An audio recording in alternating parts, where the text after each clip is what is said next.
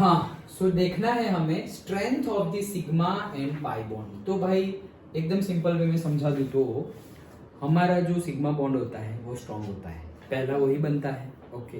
और जो pi bond होता है वो वीक होता है। तो फिर टूटेगा तो पहला कौन टूटेगा? पाई बॉन्ड टूटेगा, क्योंकि वो वीक होता है।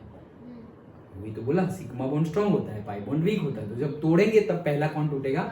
पाई बॉन्ड टूटेगा। याद रखना, पहला कौन सा तोड़ेंगे हम, वो भी एक्सरसाइज करेंगे, ओके। तो पहला पाई टूटेगा और फिर सेकंड मतलब लास्ट में सिग्मा। जैसे कि सिंगल बॉन्ड है, दो एटम के बीच में सिंगल बॉन्ड है, तो ये कौन सा हो जाएगा? सिग्मा। डबल बॉन्ड है तो जो पहले बना ना, पहले अभी कौन सा बना मुझे क्या मालूम, सपोज पहले वाला पहला बना तो ये हो जाएगा सिग्मा, और दूसरे वाला बाद में बना तो ये हो जाएगा पाई। उल्टा भी हो सकता है कि ये वाला सिग्मा और ऊपर वाला पाई, लेकिन पहले बना कौन सा? सिग्मा, फिर पाई। टूटेगा कौन सा? पहले पाई, ऊपर वाला हो या नीचे वाला हो। यहाँ पे नीचे वाला टूटेगा, यहाँ पे ऊपर वाला टूटेगा, ओके। ट्रिपल बॉन्ड भी होगा, इथाइन वाला केस, ओके।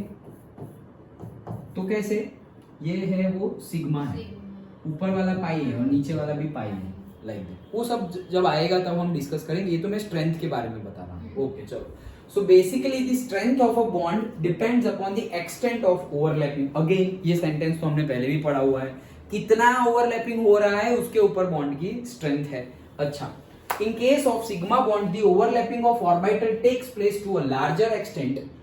ज्यादा ओवरलैपिंग होगी सिग्मा बॉन्ड में, क्यों? देखो वो भी समझो क्यों ज्यादा ओवरलैपिंग होगी। दो एस आ रहा है, दो स्फीयर, ज्यादा ओवरलैपिंग हुई। दो पी आ रहा है, ज्यादा ओवरलैपिंग होगी। एस और पी आ रहा है, एस और पी आ रहा है, ज्यादा ओवरलैपिंग होगी।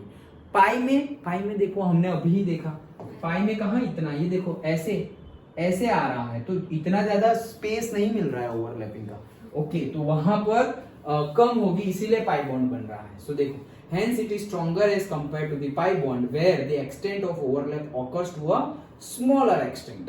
Further, it is important to note that in the formation of multiple bonds between the two atoms molecules, pi bond is formed in the addition to a sigma bond. जब multiple bond बनेंगे तो जो additional होगा ना, जैसे कि alkyne वाला case, alkane single bond, alkyne में डबल बॉन्ड, तो पहला जो होगा वो सिग्मा और दूसरा होगा वो पाई। अल्काइन तो पहला होगा सिग्मा, फिर दूसरा पाई, तीसरा पाई चलेगा, लेकिन पहला तो सिग्मा ही होगा। डन। और जहां भी एक बात याद रखना, जहां भी एस ऑर्बिटल आता है वहां हमेशा सिग्मा बॉन्ड होगा। जहां पर भी एस ऑर्बिटल आता है वहां पे हमेशा सिग्मा बॉन्ड होगा। क्यों? क्योंकि देखो एस के साथ तुम एस लाओ या एस के साथ तुम पी लाओ, कोई भी पी लाओ, P X P Y P Z, वो सिग्मा ही बनेगा। Done, okay. तो ये याद रखना, ये ट्रू और फॉल्स में भी पूछा जाता है, क्या एस के साथ हमेशा सिग्मा बॉन्ड ही बनेगा? तो बात सही है, गलत नहीं है। Done, okay. समझ में आ गया स्ट्रेंथ? सिंपल था ये तो।